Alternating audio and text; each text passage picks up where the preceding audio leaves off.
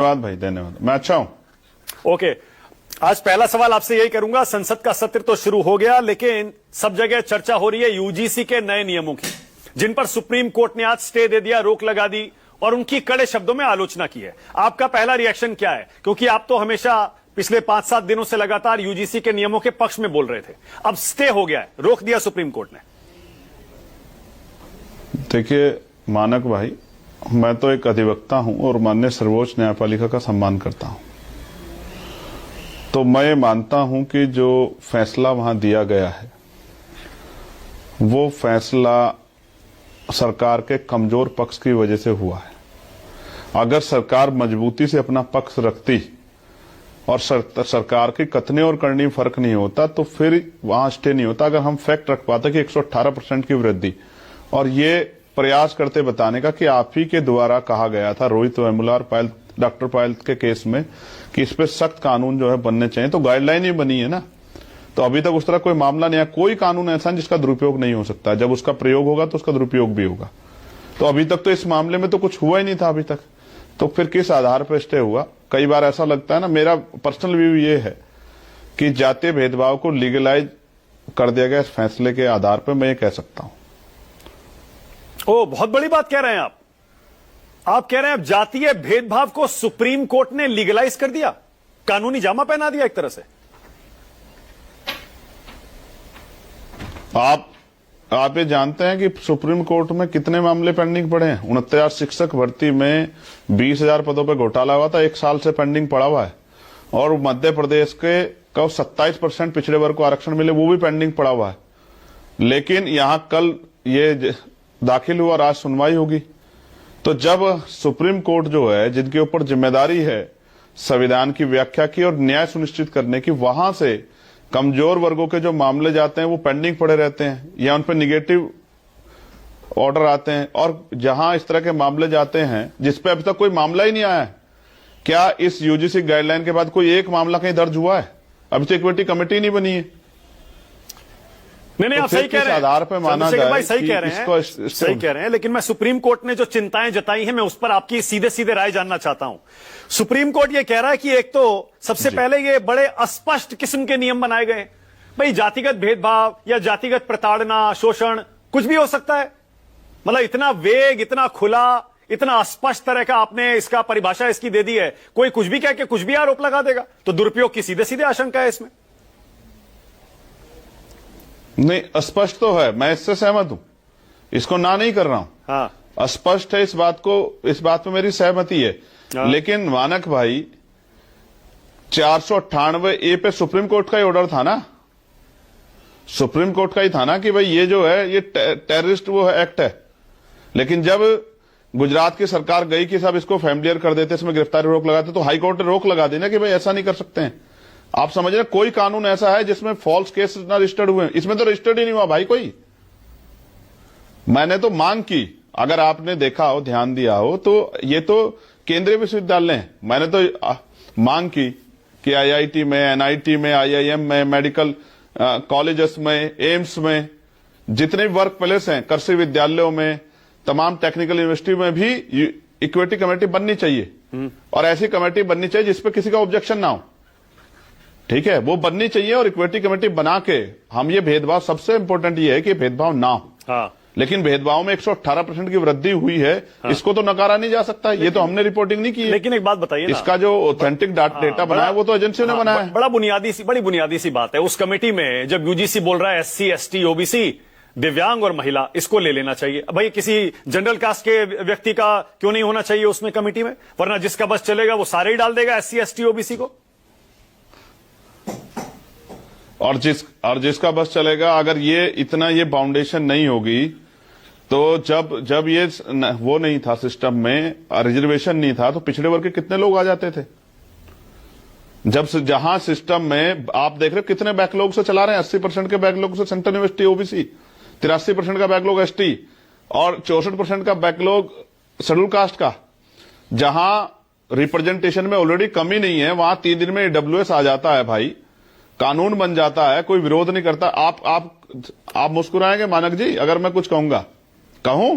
कहिए बिल्कुल मानक साहब। हाँ बिल्कुल कहिए। अगर आप ये कह रहे हैं कि इक्विटी कमेटी में सामान्य जाति का व्यक्ति, इन्होंने इसको डिक्लेयर नहीं किया कि होना चाहिए, जबकि उसमें 7 लोग बचे हैं, जिसमें महिला भी सामान्य हो सकती है, दिव्यांग भी सामान्य हो सकते हैं। तमाम यूनिवर्सिटियों के जो वाइस चांसलर वो तो सामान्य जाति के हैं, ये तो किसी छिपा हुआ नहीं है। 3 प्रोफेसर, ये तो बैकलॉग है, ओबीसी के तो प्रोफेसर नहीं मिलेंगे आपको इस कमेटी के लिए। मैं चैलेंज करता हूं, अगर आपको यूनिवर्सिटियों में प्रोफेसर मिल जाए, उनकी संख्या कम है, एसटी के भी नहीं मिलेंगे। लेकिन सुप्रीम कोर्ट में भी तो रिप्रेजेंटेशन नहीं है हमारा, तो सुप्रीम कोर्ट के जज क्या बायस्ड होकर हमारे खिलाफ कुछ ऑर्डर कर सकते हैं? हम तो नहीं मानते इस बात को। जिन जजों ने दिया है ऑर्डर, अगर वो एससी एसटी ओबीसी के नहीं है, मैंने जानकारी नहीं हासिल की, तो क्या मैं मानूं कि वो बायस्ड होकर दिया है? मैं तो नहीं मानता इस बात को। मेरी तो असहमति है। मुझे लगता है न्यायपालिका स्वतंत्र है और वो सबके लिए ठीक है। लेकिन क्या इस बात का ऑब्जेक्शन एससी एसटी ओबीसी के लोग लगा दें? ठीक है कि भाई न्यायपालिका में जो है हमारा रिप्रेजेंटेशन नहीं है, मानक भाई। ठीक है, वहां के जो जजेस चंद्रशेखर भाई, आपने मिसयूज की बात कर ली। एक मिनट सुन लो, एक मिनट सुन लो, एक मिनट सुन लो, एक मिनट सुन लो मानक भाई। तो क्या एससी एसटी ओबीसी के लोग कहें कि ये जो वो दिया, हमारा तो व्यक्ति नहीं था वहां, तो इसका मतलब हमारे खिलाफ इसलिए आ गया, हमारा व्यक्ति नहीं था? नहीं नहीं, ऐसा नहीं है। आप समझो मेरी बात को। ये इसलिए वो रखा गया है, पैरामीटर बनाया गया कि भाई इन वर्गों का रिप्रेजेंटेशन हो, क्योंकि जब बनाने वाला बनाएगा तो ऐसा ना हो इनमें से एक भी ना रखे। अच्छा ठीक है, इसलिए रखा गया है। ठीक है, ओके, ऑल राइट, ओके। मान लीजिए, मैं कह रहा हूं, चलिए आपने मिसयूज की बात कर ली, आपने कमेटी की बात कर ली, ये ओबीसी को इसमें डालने की क्या जरूरत है? एससी एसटी के ठीक है, आप बोलिए, चलिए, उनका तो हमेशा से एक इतिहास रहा है।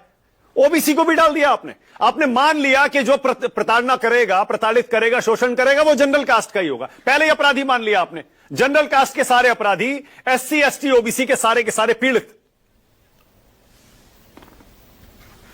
मानक भाई, क्यों मुझसे कहलवाना चाह रहे हैं? एक पूर्व मुख्यमंत्री हैं उत्तर प्रदेश के, पूर्व मुख्यमंत्री, कार्यालय जिस दिन खाली किया था गौमूत्र से उसका शुद्धिकरण करवाया था। एक जज हैं मुरलीधर, जस्टिस मुरलीधर, इलाहाबाद से, जब कार्यालय खाली किया ना तो गोमूत्र से वो कराया था। अभी कुशवाहा और यादव साहब की चोटी काट ली थी व्यासपीठ पे बैठने पे, मूत्र से जो शुद्धिकरण करवाया था। काहे को मुझे कहलवा रहे हैं? क्या गांव से लेकर और सब तक खुलेआम एक डिप्टी चीफ मिनिस्टर है उत्तर प्रदेश के, सैन सविता समाज को नव्वा कह रहे थे। देखो मानक भाई, एक बात समझो, कई बार आप ना चाहते हो भी इस तरह का अपराध कर जाते, क्योंकि हमारे यहां सिखाया नहीं जाता, हमारे यहां बताया नहीं जाता कि भाई किसी के मन को ठेस नहीं पहुंचानी, हमें क्या कहना है इससे इंपॉर्टेंट है क्या नहीं कहना है। आप समझे मेरी बात को? मैं किसी को अपराधी नहीं घोषित कर रहा हूं, लेकिन मैं आपको ये कहना चाहता हूं कि भाई जिनका कोई एक केस बता दो आप पिछले 10-12 साल के स्टडी में कि दलित पिछड़े वर्ग के बच्चों ने सामान्य जाति के बच्चों को जाति के आधार पर भेदभाव शोषण किया, आप बता दो आपके उसमें आया। अच्छा, एक काम करिए, फिर एक काम करिए, ठीक है, आप एक काम करिए, फिर आज आप कह दीजिए चंद्रशेखर आजाद, आप कह दीजिए कि ओबीसी ने कभी भी एससी एसटी का शोषण नहीं किया। नहीं, एक सेकंड, अब आप क्लियर कर दीजिए, आप बोल दीजिए ओबीसी ने कभी एससी एसटी का शोषण नहीं किया। पहले मानक भाई मेरी बात सुनो। मानक भाई, जब तक आप मेरी बात नहीं सुनोगे तब अब आप सवाल मुझसे कहोगे कि फिर आप चंद्रशेखर जी मोदी जी की तारीफ करके कह दीजिए कि ये किया उन्होंने। मैं ये बात बिल्कुल कह देता, अगर 12 साल में उन्होंने इस 80% रिप्रेजेंटेशन को, बैकलॉग को पूरा कर दिया होता, अगर उन्होंने सरकारी संस्थान भेज के आरक्षण को खत्म ना किया होता, तो मैं कह देता। मैं कह रहा हूं, मैं कह दूंगा, अगर वो पार्लियामेंट में बिल ले आए, मैं बिल का समर्थन करूंगा। जो गाइडलाइन बनी इस पे आप बिल बनवा दो, तमाम जो है वर्क पैलेस पे, मैं इसका समर्थन करूंगा, धन्यवाद दूंगा मोदी जी का। एक बात, वो बैकलॉग पूरा कर दें स्पेशल ड्राइव चला के, मैं उनका धन्यवाद करूंगा, स्वागत करूंगा उसका। बैकलॉग चला के इसको पार्लियामेंट चल रही है अभी कर दे। और मैं आपको बताता हूं, सुनना चाहते हैं आप सरकार कितनी देसी है? आप सुनिए फिर। 1 फरवरी को जगतगुरु सतगुरु रविदास महाराज की जयंती है। पूरे देश दुनिया में उनके मानने वाले लोग रहते हैं। अभी तक सरकारों ने अवकाश घोषित नहीं किया। पिछली बार मैं लड़ा था तब जाके एक दिन पहले अवकाश घोषित किया था, एक दिन पहले, 12-12 घंटे पहले। और दूसरे धर्म का धार्मिक आयोजन होता है तो अधिकारी जाके पैर दबाते हैं, हेलीकॉप्टर से फूल बरसाए जाते हैं, उनके लिए लाइटिंग लगती है, व्यवस्था होती है, सफाई होती है। तो मैं पूछना चाहता हूं, कहां से देसी सरकार हमारी? अगर होती तो 25 करोड़ से ज्यादा आबादी मानने वाले, जहां खुद प्राइम मिनिस्टर जाएंगे, आप देख लेना, बनारस जाएंगे प्राइम मिनिस्टर और बड़े बड़े नेता, हो सकता है चीफ मिनिस्टर पे जाए। अभी तक अवकाश घोषित नहीं किया। क्यों नहीं किया? अच्छा, ठीक है, क्योंकि हमारी धार्मिक जो है आस्था से किसी को कोई फर्क नहीं पड़ता। ठीक है, इसलिए कह रहा हूं, आप बैकलॉग भरवाइए ना। अच्छा ठीक है, ओके चंद्रशेखर भाई, मैं फिर से पूछ रहा हूं, तो ये क्लियर कर दीजिए, आज कह दीजिए कि ओबीसी के जाति में जो लोग हैं उन्होंने कभी एससी एसटी वालों का शोषण नहीं किया, उनको प्रताड़ित नहीं किया, सिर्फ जनरल कास्ट ने किया है। बोल दीजिए। नहीं, बिल्कुल नहीं। इस बात को, गलत बात को मैं क्यों भर दूं? जिसको जहां मौका मिला है, अगर कहीं कहीं बहुसंख्यक है तो वो इसका फायदा उठाता है, इसमें कोई दो राय नहीं है। लेकिन क्या कभी शेड्यूल कास्ट के लोगों ने अगर कहीं ओबीसी ने किया तो ऐसा थोड़ी कह दे कि उन पर कार्रवाई ना करो? भाई कोई गलत करेगा, अपराध करेगा तो उस पर कार्रवाई होगी। लेकिन इसमें सबसे बड़ा सवाल क्या पड़ता है, मैं आपको बताता हूं। बड़ा अच्छा सवाल आपने कर दिया। आपने इक्का फेंका है तो अब आप सुन लो, तुरुप से उसकी काट क्या है ये भी आप जान लो। जितने सामान्य जाति के लोग बीजेपी में बैठे थे, बताओ किसने